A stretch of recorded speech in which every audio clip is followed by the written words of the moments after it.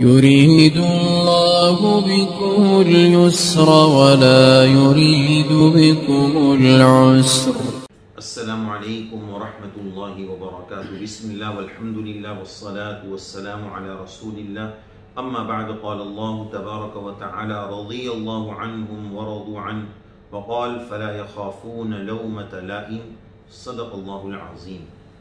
محترم و محتشم ناظرین اور سامعین، آج ہم آپ کی خدمت میں ایک بہت حساس اور انتہائی اہم عنوان اور ایک ایسی بیماری جو بہت بڑھتی جا رہی ہے، جو روحانی بیماری ہے، جو بہت عام ہوتی جا رہی ہے، جس کی وجہ سے لوگ بہت سارے پرابلمز کا شکار ہوتے جا رہے ہیں، اپنی دنیا اور آخرت دونوں برباد کرتے چلے جا رہے ہیں، اس ایک بیماری کے عنوان پر آج ہم بات کریں گے. اور اس کا ٹاپک اور عنوان یہ ہے کہ لوگ کیا کہیں گے، لوگ کیا کہیں گے، لوگ کیا کہیں گے. اس ایک جملے کو ہم نے آج کے دور میں اپنا رب بنا لیا ہے، اپنا خدا بنا لیا ہے، کہ وہ اس کے مطابق اس کو اپنا ریموٹ کنٹرول بنا لیا ہے کہ بس زندگی کا رخ اسی کے مطابق ہم چلائیں. لوگ کیا کہیں گے، حالانکہ اسلام ہمیں یہ کہتا ہے، شریعت ہمیں یہ کہتی ہے کہ جو کرنے کے کام ہے وہ کرنا ہے اس لیے کہ اللہ کا حکم ہے. آج ہم جو کام کر رہے ہیں وہ بھی اس لیے کر رہے ہیں کہ لوگ کیا کہیں گے. اگر کریں گے تو ان کی رعایت میں کر رہے ہیں، اللہ کے لیے نہیں کر رہے ہیں. لوگ کیا کہیں گے. اور شریعت نے ہمیں جن کاموں سے منع کیا ہے کہ یہ کام نہیں کرنے، وہ اس لیے نہیں کرنے کہ اللہ نے منع کیا ہے، اللہ نے فرمایا کہ نہیں کرنا ہے. لیکن آج جو ہم کام نہیں کرتے ہیں وہ اس لیے نہیں کر رہے ہیں کہ بھائی لوگ کیا کہیں گے. اگر یہ کر لیا تو لوگ کیا کہیں گے. اس گناہ کو میں نے کر لیا اور لوگوں کو پتا چل گیا تو لوگ کیا کہیں گے. اس مصیبت اور اس بیماری نے امت کو آج بہت جکڑا ہوا ہے. اس میں اتنا امت پھنس چکی ہے کہ اپنے ایمان اور اعمال کو برباد کیا جا رہا ہے. اس تعلق سے اکثر و بیشتر شادی بیاہ میں مسئلہ ہوتا ہے کہ لوگ کیا کہیں گے، بس اس کا خیال رکھو چاہے اللہ ناراض ہو جائے. یہ اپنے گھر میں بہت سارے مسائل اسی وجہ سے پیدا ہو رہے ہیں. کاروبار میں، معاشرتی زندگی میں، باہر کی زندگی میں، گھر کی زندگی میں بہت سارے مسائل اسی لیے کریٹ ہو رہے ہیں کہ لوگ کیا کہیں گے. اس چیز نے لوگوں کو بہت پریشان کر رکھا ہے. آخرت اور دنیا دونوں برباد ہو رہی ہے. دعوت ولیمہ میں، کھانے کی دعوت میں، شادیوں میں عام ہو رہا ہے. یاد رکھنا چاہیے انسان کو اپنا ریموٹ کنٹرول اپنے پاس رکھنا چاہیے. اپنا ریموٹ پاور ہم لوگوں کو کیوں دے رہے ہیں کہ وہ کیا کہیں گے میں اس کے مطابق کروں گا. ہمارا ریموٹ کنٹرول اللہ کے ہاتھ. شریعت ہمیں کیا کہتی ہے، اسلام ہمیں کیا کہتا ہے، ہمیں وہ کرنا ہے. جس چیز سے منع کیا ہے اللہ نے، شریعت نے، رسول اللہ صلی اللہ علیہ وسلم نے، اس سے رکنا ہے. لوگ چاہے جو بھی کہتے رہیں، تو اپنا ریموٹ ہم دوسروں کو نہ دیں. آج ایک بہت بڑی تعداد کرنے اور نہ کرنے کے کاموں میں اپنا ریموٹ پاور دوسروں کے حوالے کر چکی ہے، جو بہت غلط بات ہے. اسی طرح ہم سوچتے ہیں لوگ کیا کہیں گے، لوگ کیا کہیں گے. ارے بھائی لوگ اس وقت بہت مصروف ہیں. ایک بہت بڑی تعداد کو تو سوچنے کا وقت بھی نہیں ہے، لیکن ہم خود پریشان ہو رہے ہیں، اپنی انرجی کو ویسٹ کر رہے ہیں، ضائع کر رہے ہیں کہ وہ میرے بارے میں کیا سوچ رہا ہوگا، وہ کیا سوچ رہا ہوگا. بھائی وہ کچھ نہیں سوچ رہا ہے، وہ اپنے مسئلے میں پریشان ہے، وہ مصروف ہے. اس کے ساتھ ساتھ ہر ایک کی رعایت کرنا یہ پاسبل نہیں.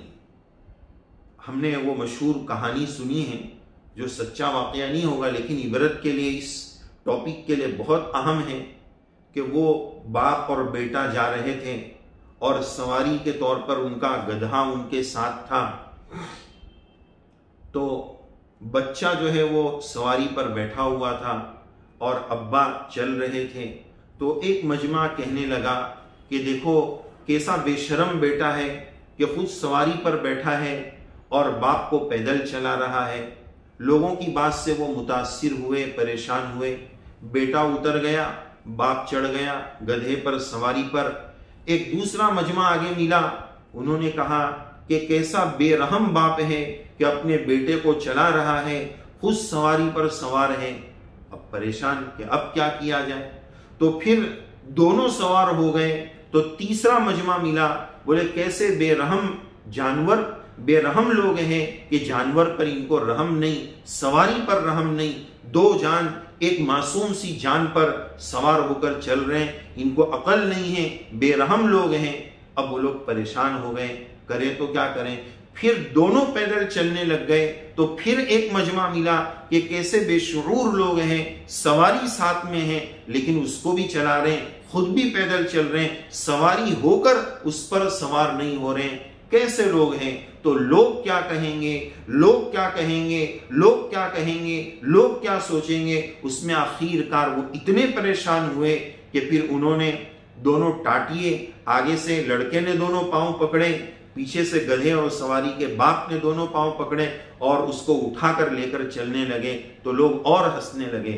تو خلاصہ کلام یہ کہ اس واقعے سے ہمیں مورال اور عبرت یہ ملتی ہے، سبق یہ ملتا ہے کہ لوگ کیا کہیں گے اس کی پرواہ کرنے جائیں گے تو زندگی جینا مشکل ہو جائے گا، اپنی آخرت برباد کریں گے۔ اللہ کیا فرماتے ہیں، رسول اللہ صلی اللہ علیہ وسلم کیا کہتے ہیں، شریعت کیا کہتی ہے، سرکار کا کیا ارشاد عالی ہے، وہ دیکھنا ہے۔ لوگ کیا کہیں گے اس کو، اس بت کو توڑنے کی ضرورت ہے۔ اس وقت کا مسلمانوں کا یہ بہت بڑا بت بن چکا ہے جس کی عبادت کی جا رہی ہے، جس کو فالو کیا جا رہا ہے۔ اور یہ وہی بات ہو گئی کہ وجدنا آباءنا الاولین، اوپر سے ایسا چلا آ رہا ہے، لوگ کیا کہیں گے اس کی رعایت اوپر سے چلی آ رہی ہے، یہ اوپر سے چلا آ رہا ہے، اس کو چھوڑنے کی ضرورت ہے، شریعت کیا کہتی ہے اس کو لینے کی ضرورت ہے۔ یہاں قرآن مجید کی ایک مثال اللہ تعالیٰ نے ذکر فرمائی، اس کو سمجھنا ضروری ہے کہ ایک وہ غلام اور بندہ جس کے بہت سارے آقا ہو وہ اچھا ہے، یا ایک وہ غلام جس کا صرف ایک باس ہو، ہل یستویانی مثلا، یہ دونوں برابر ہو سکتے ہیں؟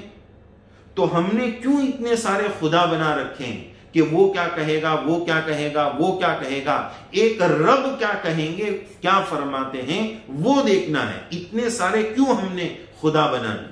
اللہ تعالیٰ نے بتایا یہ دونوں برابر نہیں ہو سکتے۔ ایک رب کریم، ایک معبود برحق نے کیا حکم دیا ہے، رسول اللہ صلی اللہ علیہ وسلم نے کیا طریقہ بتایا ہے، اس کو ہمیں دیکھنا ہے۔ اکثر و بیشتر دیکھا جاتا ہے کہ عجیب و غریب مائیں بہنیں کپڑا پہن رہی ہے۔ ایک خاتون نے بتایا کہ بھائی میں اس شادی میں یہ والا کپڑا نہیں پہنوں گی۔ کیوں؟